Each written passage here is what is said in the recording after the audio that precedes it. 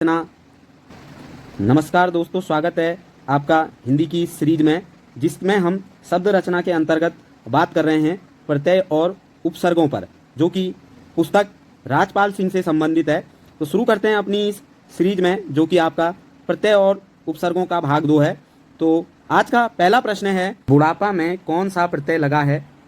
तो बुढ़ापा में आपका पा प्रत्यय है। ऑप्शन बी क्या है इसका बिल्कुल राइट आंसर है। नेक्स्ट क्वेश्चन पर बात करते हैं, परिक्रमा में उपसर्ग है। तो परिक्रमा में जो उपसर्ग है वह है आपका परि। ऑप्शन ए क्या है इसका बिल्कुल राइट आंसर है। अगले क्वेश्चन पर बात करें, पश्चिम में प्रत्यय है। तो पश्चिम में जो प्रत्यय लगा है वो इम प्रत्यय लगा है। ऑप्शन डी क्या है इसका बिल्कुल राइट आंसर है। अगले क्वेश्चन पर बात करते हैं, मधुर में कौन सा प्रत्यय है? तो मधुर में जो प्रत्यय है वो रॉ प्रत्यय है। ऑप्शन सी क्या है इसका बिल्कुल राइट आंसर है। अगले क्वेश्चन पर बात करें, आकर्षण में उपसर्ग है।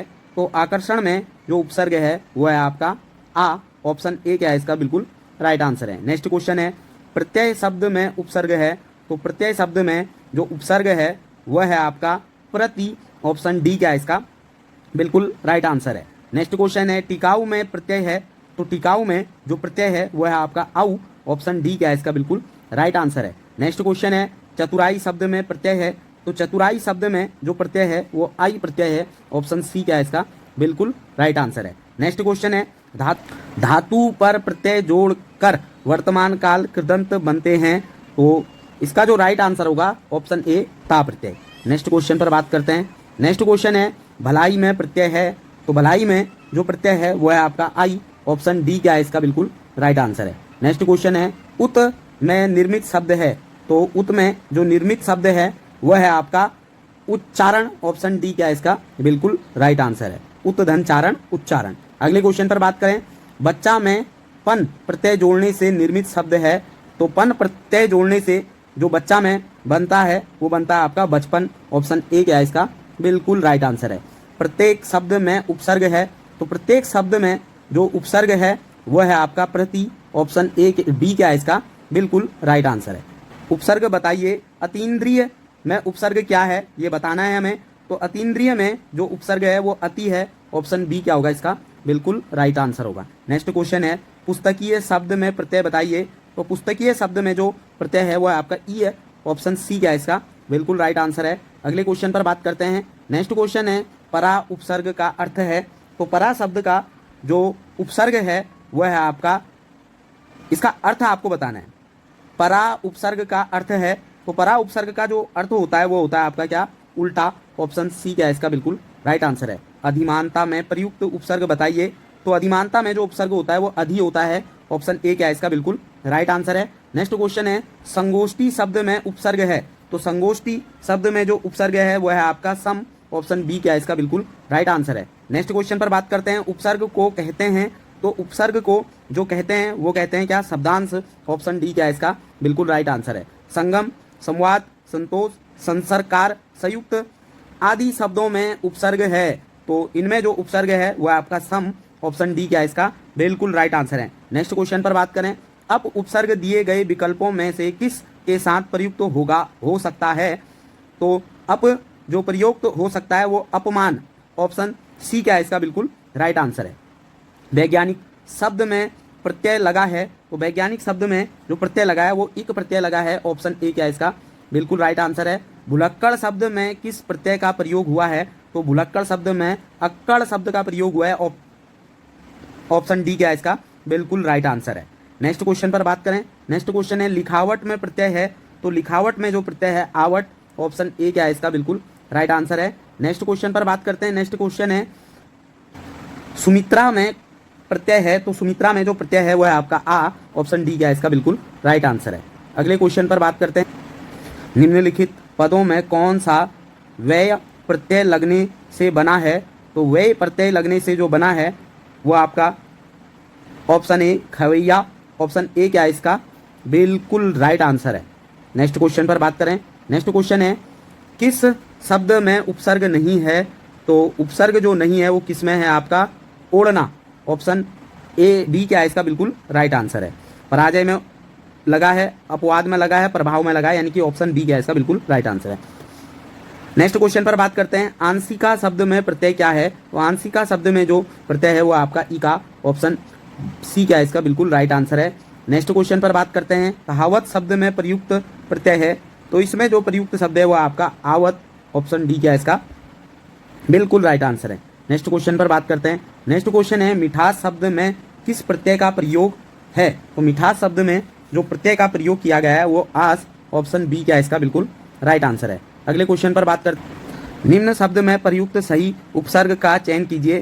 तो उत्कर्ण में जो उपसर्ग होगा वो होगा क्या, उत, ऑप्शन बी डी क्या है इसका बिल्कुल राइट आंसर है।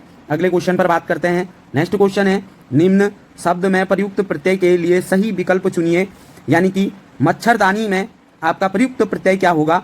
तो इसका जो राइट आंसर है वह आपका दानी, ऑप्शन ए क्या है इसका बिल्कुल राइट आंसर है। अगले क्वेश्चन पर बात करते हैं, सुशिक्षित में उपसर्ग है। तो सुशिक्षित में जो उपसर्ग है वो आपका सु, ऑप्शन सी क्या है इसका बिल्कुल राइट आंसर है। नेक्स्ट है, धड़ाक में प्रत्यय है। तो धड़ाक में जो प्रत्यय होता है वह है आपका आख, ऑप्शन सी क्या है इसका बिल्कुल राइट आंसर है। नेक्स्ट क्वेश्चन पर बात करते हैं, 29 शब्द में उपसर्ग है। तो 29 शब्द में जो उपसर्ग है वह आपका उन, ऑप्शन डी क्या है इसका बिल्कुल राइट आंसर है। नेक्स्ट क्वेश्चन पर बात करते हैं, अभ्यागत शब्द में उपसर्ग है। तो अभ्यागत शब्द में जो उपसर्ग है वो है आपका अभी, ऑप्शन ए क्या है इसका बिल्कुल राइट आंसर है। नेक्स्ट है, इक प्रत्यय लगने पर सप्ताह का रूप क्या होगा। तो इक प्रत्यय लगाने से सप्ताह का जो रूप में परिवर्तन होगा वो होगा साप्ताहिक, ऑप्शन डी क्या है इसका बिल्कुल राइट आंसर। निम्न में से किस शब्द में प्रत्यय नहीं है। एक हरा प्रत्यय है, दुबला यानी इसमें प्रत्यय नहीं, इसमें क्या लगा हुआ है, उपसर्ग लगा हुआ है, दू, ऑप्शन बी क्या होगा इसका बिल्कुल राइट आंसर होगा। नेक्स्ट क्वेश्चन पर बात करते हैं, नेक्स्ट क्वेश्चन है, निम्न में से कौन सा लुटेरा शब्द में प्रयुक्त प्रत्यय है। तो लुटेरा शब्द में जो प्रयुक्त प्रत्यय है वह है आपका एरा, ऑप्शन बी क्या है इसका बिल्कुल राइट आंसर है। नेक्स्ट क्वेश्चन पर बात करें, विचार में इक प्रत्यय लगने से बना शब्द है। तो विचार में जो इक प्रत्यय लगने से बना शब्द है वो है आपका वैचारिक, ऑप्शन डी क्या है इसका बिल्कुल राइट आंसर है। अगले क्वेश्चन पर निम्न में से कौन सा निसंकोच शब्द में प्रयुक्त संस्कृत उपसर्ग है। तो इसमें जो प्रयुक्त उपसर्ग है वह है आपका निह, ऑप्शन सी क्या होगा इसका बिल्कुल राइट आंसर होगा। नेक्स्ट क्वेश्चन पर बात करें, परिभाषा में कौन सा उपसर्ग है। तो परिभाषा में जो उपसर्ग है वह है आपका परि, ऑप्शन बी क्या है इसका बिल्कुल राइट आंसर है। बहाव में कौन सा प्रत्यय है। तो बहाव में जो प्रत्यय है वह है आपका आव, ऑप्शन डी क्या है इसका बिल्कुल राइट आंसर है। नेक्स्ट क्वेश्चन पर बात करते हैं, बहिर्मुखी शब्द में कौन सा उपसर्ग है। तो बहिर्मुखी शब्द में जो उपसर्ग है वह है आपका बहिर, ऑप्शन ए क्या है इसका बिल्कुल राइट आंसर है। नेक्स्ट क्वेश्चन पर बात करते हैं, नेक्स्ट क्वेश्चन है, अलंकार में किस उपसर्ग का प्रयोग है। तो अलंकार में जो उपसर्ग का प्रयोग किया गया है वो किया गया है आपका अलम, ऑप्शन डी क्या है इसका बिल्कुल राइट आंसर है, अलम धनकार अलंकार। नेक्स्ट क्वेश्चन पर बात करते हैं, विज्ञान में कौन सा उपसर्ग लगा है। तो विज्ञान में जो उपसर्ग लगा है वो लगा है आपका वी, ऑप्शन डी क्या है इसका बिल्कुल राइट आंसर है। नेक्स्ट क्वेश्चन पर बात करें, महाजनी शब्द में प्रयुक्त प्रत्यय है। तो महाजनी शब्द में जो प्रयुक्त प्रत्यय है वह है आपका ई, ऑप्शन डी क्या है इसका बिल्कुल राइट आंसर है। नेक्स्ट क्वेश्चन पर बात, राष्ट्र में या प्रत्यय लगने पर कौन सा नया शब्द बनेगा। तो ये बनेगा राष्ट्रीय, ऑप्शन सी क्या है इसका बिल्कुल राइट आंसर है। नेक्स्ट क्वेश्चन, तेलुगु शब्द की उत्पत्ति निम्न किस शब्द से हुई है।